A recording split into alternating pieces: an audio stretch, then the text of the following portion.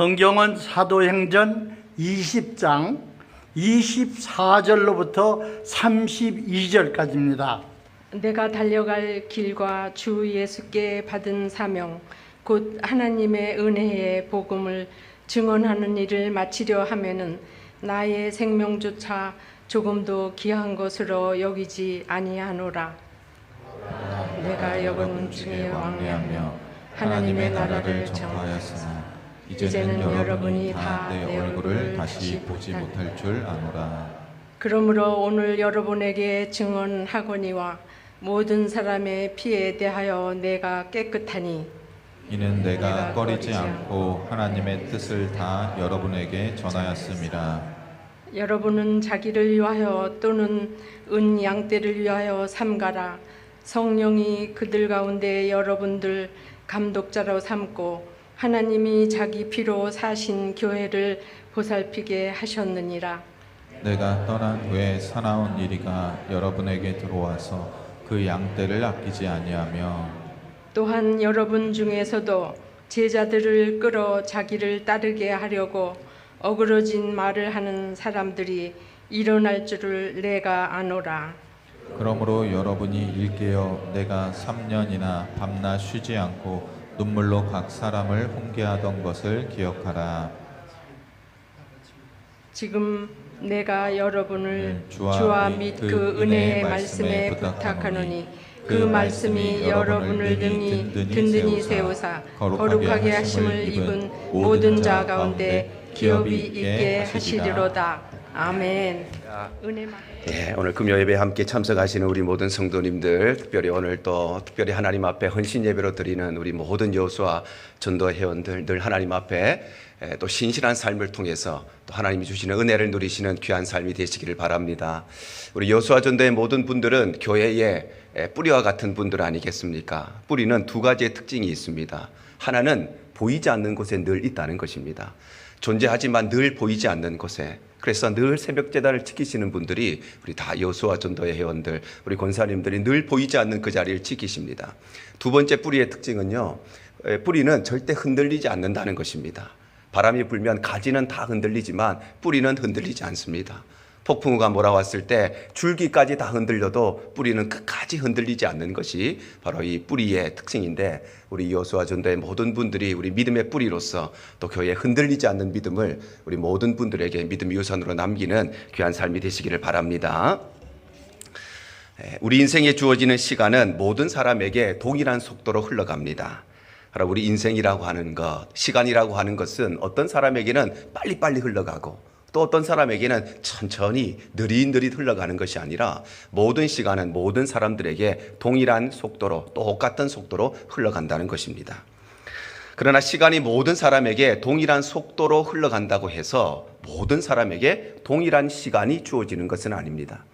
그래서 어떤 사람에게는 70년의 시간이 주어지고 어떤 사람에게는 80년의 시간이 주어지고 어떤 사람에게는 100년의 시간이 주어집니다.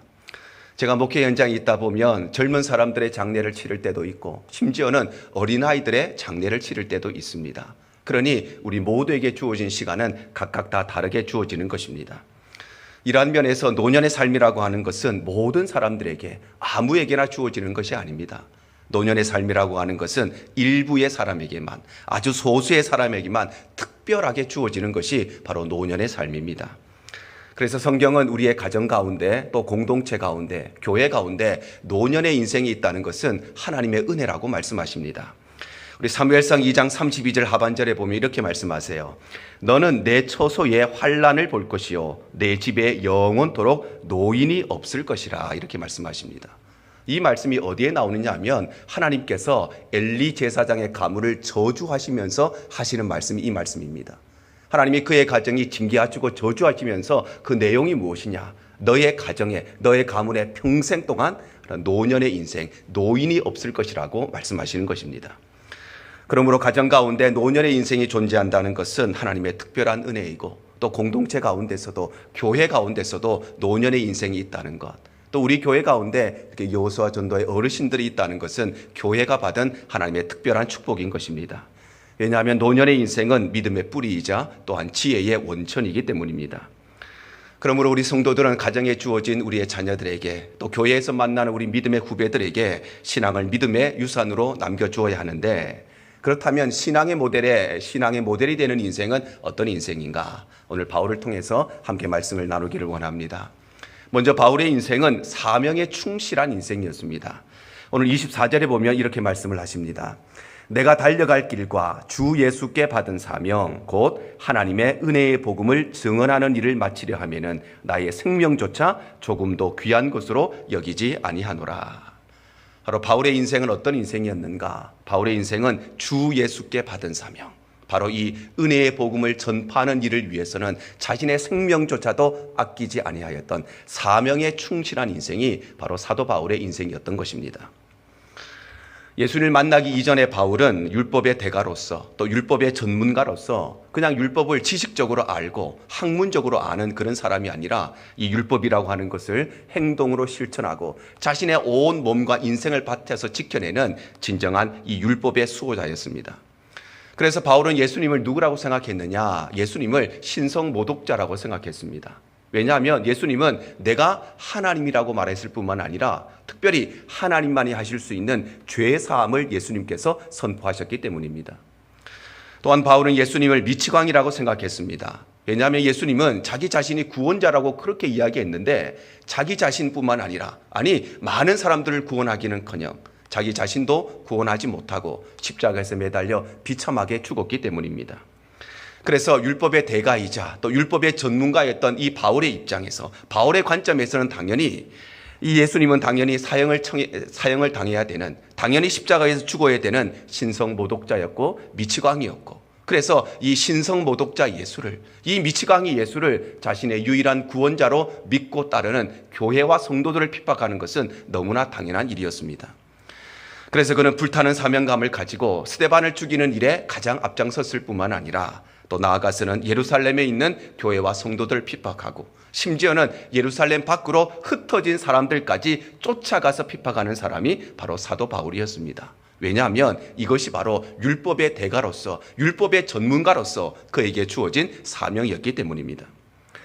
그런데 예수님을 만난 이후로 그의 사명은 완전히 바뀝니다. 사도행전 9장 15절 하반절이 이렇게 말씀합니다. 이 사람은 내 이름을 이방인과 임금들과 이스라엘 자손들에게 전하기 위하여 택한 나의 그릇이라.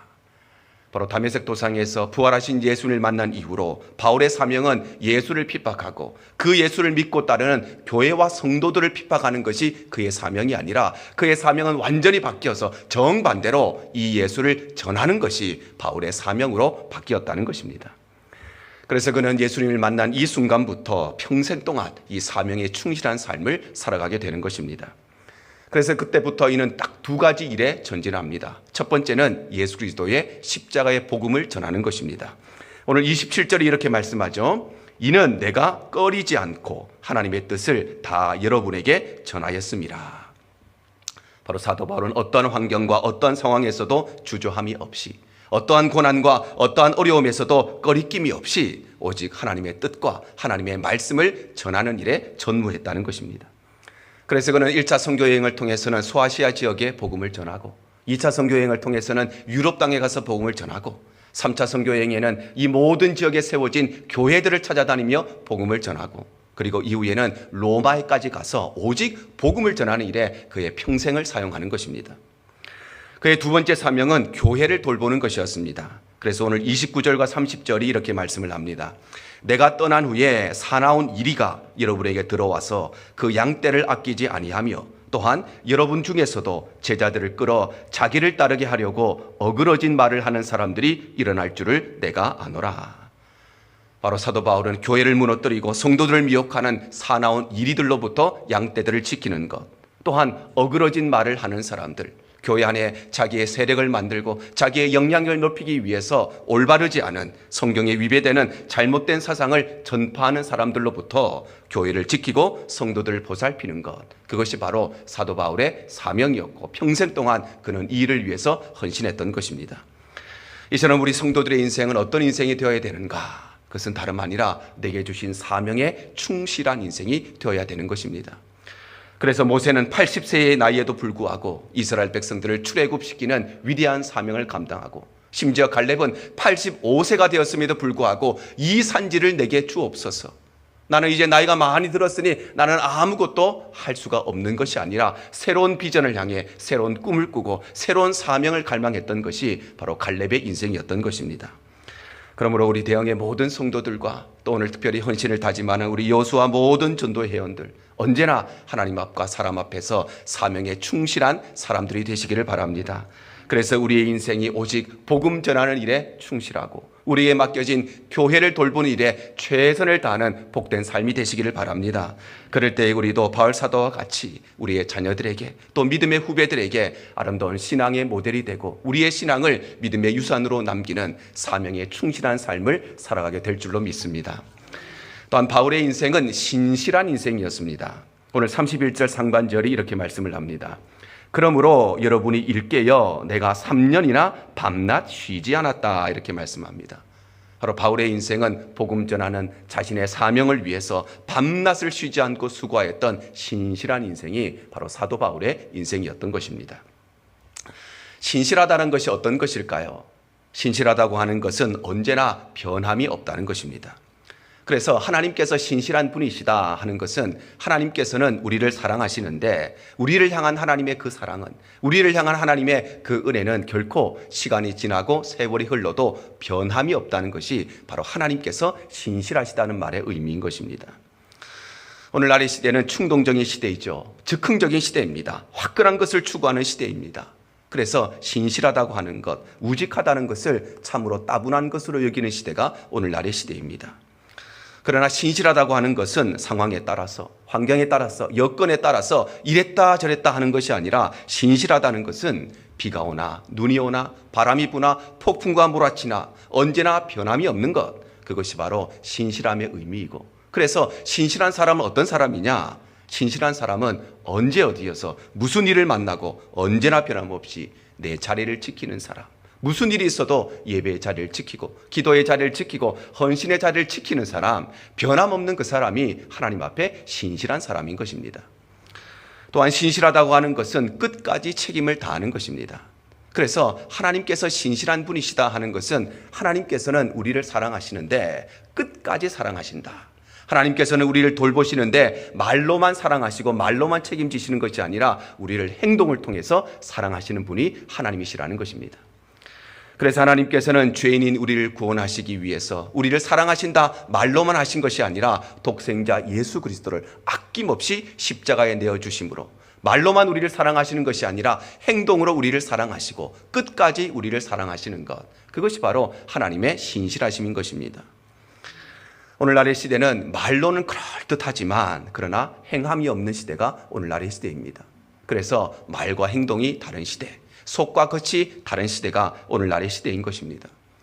그러나 신실하다고 하는 것은 나의 유익에 따라서, 내 이익에 따라서 어떨 때는 이렇게 말하고 어떨 때는 저렇게 말하고, 이것이 나에게 유익이 되면 이렇게 하고 유익이 안 되면 저렇게 하는 것, 말과 행동이 다른 것이 아니라 신실하다는 것은 말로만이 아니라 행동으로 그 말을 끝까지 지켜내는 것이 신실함의 의미인 것입니다.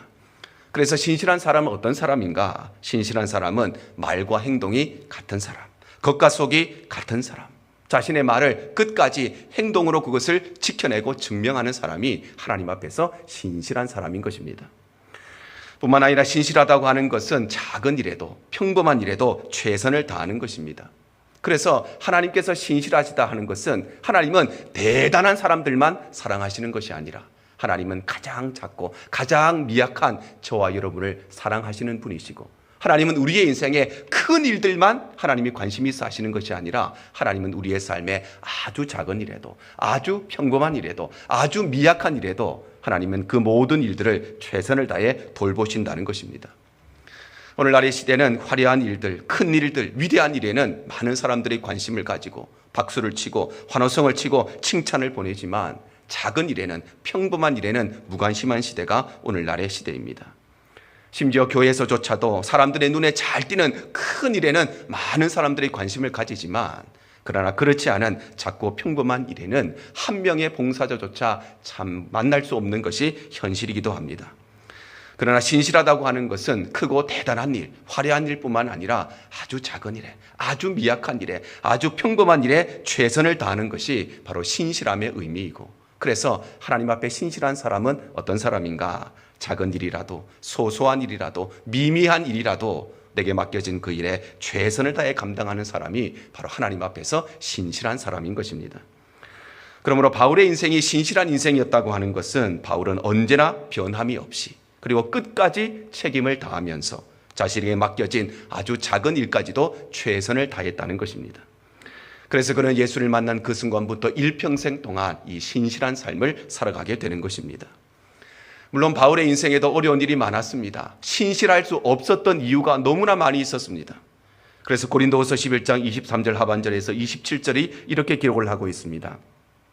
내가 수고를 넘치도록 하고 옥에 갇히기도 더 많이 하고 매도 수없이 맞고 여러 번 죽을 뻔하였으니 유대인들에게 40에서 하나 감한매를 5번 맞았으며 3번 태장으로 맞고 1번 돌로 맞고 3번 파선하고 일주일을 깊은 바다에서 지냈으며 여러 번 여행하면서 강의 위험과 강도의 위험과 동족의 위험과 이방인의 위험과 시내의 위험과 광야의 위험과 바다의 위험과 거리 정죄 중의 위험을 당하고 또 수고하며 애쓰고 여러 번 자지 못하고 줄이며 목마르고 여러 번 굶고 춥고 헐벗었노라. 바울의 인생이 어떤 인생이었습니까? 말로는 다 할 수 없을 만큼, 글로는 다 기록할 수 없을 만큼 수많은 고난과 역경을 당한 인생이었습니다. 고난이 오고 역경이 오면 우리의 신실함은 무너지게 되어 있습니다. 그런데 바울의 인생은 어떤 환난과 어떤 핍박 속에서도 끝까지 신실함을 잃지 않고 자신에게 맡겨진 일을 끝까지 최선을 다한 인생, 그것이 바로 바울의 인생이었던 것입니다. 이처럼 우리 성도들의 인생은 어떤 인생이 되어야 되는가? 하나님 앞에서 신실한 인생이 되어야 하는 것입니다. 그래서 아브라함은 죽음의 순간까지도 신실한 삶을 통해서 믿음의 조상이라고 하는 위대한 호칭을 얻게 되었고, 심지어 욥은 이유를 알 수 없는 고난을 당하고 원인을 알 수 없는 고난을 당했지만 그 고난 속에서도 끝까지 신실함을 잃지 않았던 것입니다. 그러므로 우리 대형의 모든 성도들과 또 오늘 특별히 헌신을 다짐하는 우리 여호수아 전도의 모든 회원들도 언제나 하나님 앞에서 그리고 사람 앞에서 신실한 사람들이 되시기를 바랍니다. 그래서 우리의 삶이 언제나 변함없이 끝까지 최선을 다하면서 내게 맡겨진 그 사명 충실히 감당하는 신실한 믿음의 삶이 되시기를 바랍니다. 그럴 때에 저와 여러분 역시도 우리의 자녀들과 또 우리의 후손들과 우리의 후배들 앞에서 신앙의 모델이 되고 우리가 가진 이 신앙을 믿음의 유산으로 남기는 신실한 삶을 살아가게 될 줄로 믿습니다. 세 번째로 바울의 인생은 겸손한 인생이었습니다. 자, 오늘 31절 하반절이 이렇게 말씀을 합니다. 눈물로 각 사람을 훈계하던 것을 기억하라, 이렇게 말씀하죠. 바로 바울의 인생은 성도들을 가르치고 성도들을 양육하고 성도들을 목양하는 일이 있어서 눈물로 그들을 훈계했던 겸손한 인생이었던 것입니다. 바울은 참으로 자랑할 것이 많은 사람이었죠. 그는 태어날 때부터 로마의 시민권을 가진 사람이었습니다. 바울은 예수님과 비슷한 시기에 길리기아 지방의 다소라고 하는 도시에서 태어났는데, 이 당시에 이 다소라고 하는 도시는 전 세계에서 5대 도시에 들어갈 만큼 아주 큰 도시였습니다. 그래서 지리적으로는 동양과 서양이 만나는 접촉점에 위치하여서 여러 가지 중개무역을 통해서 경제적으로도 매우 부유한 도시였을 뿐만 아니라 종교의 중심지, 문화의 중심지, 교육의 중심지가 바로 이 길리기아 다소였습니다. 또한 정치적으로는 로마 제국의 직접적인 통치를 받는 곳 중에 하나였기 때문에 이곳에서 태어난 모든 사람들은 태어나면서부터 로마의 시민권을 받았습니다. 미국도 마찬가지지요. 미국에서 태어난 모든 사람은 자동적으로 미국 땅 안에 태어나면 미국 시민권을 받는 것처럼 이 당시에 로마가 전 세계를 지배했지만 그 중에서 로마가 직접적인 통치를 하는 곳, 총독을 세워서 통치하는 곳 말고 직접 통치하는 곳에서 태어난 사람은 태어나면서부터 로마의 시민권을 받았기 때문에, 그래서 사도 바울도 태어나면서부터 로마의 시민권을 가졌던 것입니다. 또한 바울은 집안 배경이 매우 좋은 사람이었습니다. 그래서 그는 태어난 지 정확히 8일 만에 할례를 받았을 뿐만 아니라 어릴 때부터 이 바리새인의 율법을 철저하게 배우고 또 그 율법을 철저하게 지키면서 자라고, 그리고 11살이 되었을 때에 율법을 더욱더 전문적으로 공부하기 위해서 예루살렘으로 유학을 가게 되는데, 이 옛날에 이 바울이 예루살렘으로 유학을 갔다는 것은 그의 집안이 종교적으로나 경제적으로나 사회적으로나 매우 유력한 명문 가문이었다는 것입니다. 오늘날에도 경제적으로 부유하지 않으면 자녀들을 유학 보내는 것이 쉽지가 않지요. 집안이 명문 가문이 아니면 쉽지가 않습니다. 그런데 2000년 전에 이 바울이 어린 나이에, 지금으로 말하면 조기 유학을 떠났다는 것은 그만큼 그의 집안이 얼마나 대단한 집안이었는가를 잘 알 수 있는 것입니다. 뿐만 아니라 바울은 학식도 매우 뛰어난 사람이었습니다. 그래서 그는 예루살렘으로 가서 그 당시에 율법으로는 최고의 석학이라고 불리는 가말리엘 문화에 들어가서 열심히 율법을 공부하고 열심히 율법을 배워서 드디어 율법의 전문가가 되고 율법의 대가가 되고 율법을 이어나갈 차세대 주자로 성장하게 되는 것입니다. 그래서 바울은 자신의 이 모든 자랑거리, 이 화려한 자신의 배경을 이렇게 말씀하죠. 빌립보서 3장 5절과 6절입니다. 나는 8일 만에 할례를 받고 이스라엘 족속이요 베냐민 지파요 히브리인 중에 히브리인이요 율법으로는 바리새인이요 열심으로는 교회를 박해하고 율법의 의로는 흠이 없는 자라. 바로 바울은 세상적으로는, 인간적으로는 흠이 없는 사람, 조금도 부족함이 없는 사람, 어떤 것도 빠지는 것이 없는 사람, 누구와 비교해도 뒤지는 것이 없는 사람이 바로 사도 바울이었습니다. 그런데 그럼에도 불구하고 사도 바울은 부활하신 예수를 만난 이후에 그런 겸손한 사람으로 변화되게 됩니다. 빌립보서 3장 8절 하반절에서 9절 상반절입니다. 내가 그를 위하여 모든 것을 잃어버리고 배설물로 여김은 그리스도를 얻고 그 안에서 발견되려 함이라 말씀합니다. 사도 바울은 세상적인 면에서, 인간적인 면에서 부족함이 없는 사람이었습니다. 흠이 없는 사람이었습니다. 누구와 비교해도 빠지는 것이 없는 사람, 누구와 비교해도 뒤지는 것이 없는 사람, 어디를 가도 남들에게 자랑할 것이 참 많은 사람이었지만, 그러나 그는 다메섹 도상에서 부활하신 예수 그리스도를 만난 이후에 자신의 모든 자랑거리를 배설물로 여기고 오직 예수 그리스도만 자랑하는 사람으로 변화되었던 것입니다. 그래서 그는 이때부터 오직 하나님 앞에서 예수를 만난 그 순간부터 평생 동안 겸손의 삶을 살아가게 되는 것입니다.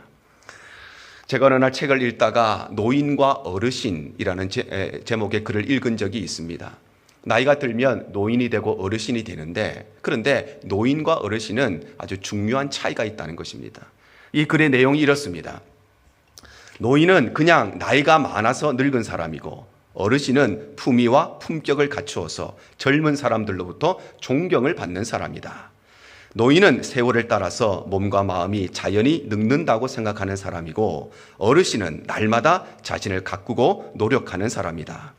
노인은 자신에게 인사하지 않는다고 역정을 내는 사람이고, 어르신은 젊은 사람에게도 먼저 인사할 수 있는 사람이다. 노인은 자기 생각과 자기 방법과 자기 스타일을 고집하는 사람이고, 어르신은 생각과 스타일이 달라도 넓은 이해와 아량을 베풀 줄 아는 사람이다. 노인은 남을 자기 기준에 맞추어서 부정적으로 평가하는 사람이고, 어르신은 그럼에도 불구하고 좋은 덕담으로 격려해주고 긍정적으로 이해해주는 사람이다.